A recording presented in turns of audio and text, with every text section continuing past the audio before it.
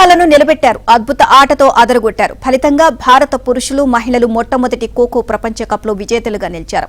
ఆదివారం జరిగిన మహిళల ఫైనల్లో భారత్ 78-40 పాయింట్ల తేడాతో నేపాల్ను చిత్తు చేసి విజేతగా ఆవిర్భవించింది. ఇక పురుషుల జట్టు 54-36 పాయింట్ల తేడాతో నేపాల్ను ఓడించి ఛాంపియన్ పర్యటన దక్కించుకుంది.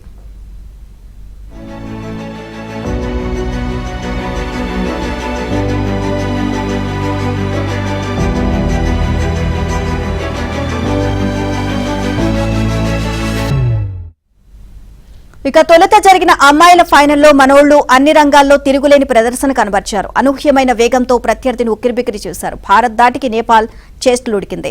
ఇక మొదటి టర్న్ ఆరంభించే భారత ఆటగాళ్లు విజృంభించారు. తొలి టర్న్లోనే 34 పాయింట్లతో భారత్ తిరుగులేని స్థితిలో నిలిచింది. రెండో టర్న్లో నేపాల్ 35-24కి ఆధిక్యాన్ని తగ్గించింది. కానీ మూడో టర్న్లో దుమ్మురేపిన భారత మహిళలు ఇంకో 38 పాయింట్లను ఖాతాలో వేసుకున్నారు. నాలుగో టర్న్ ఆరంభానికి 49 పాయింట్ల ఆధిక్యంలో నిలిచిన భారత్ను అడ్డుకోవడం నేపాల్ వల్ల కాకపోయింది. ఈ టర్న్లో ఆ జట్టు కేవలం 16 పాయింట్లే చేయగలిగింది.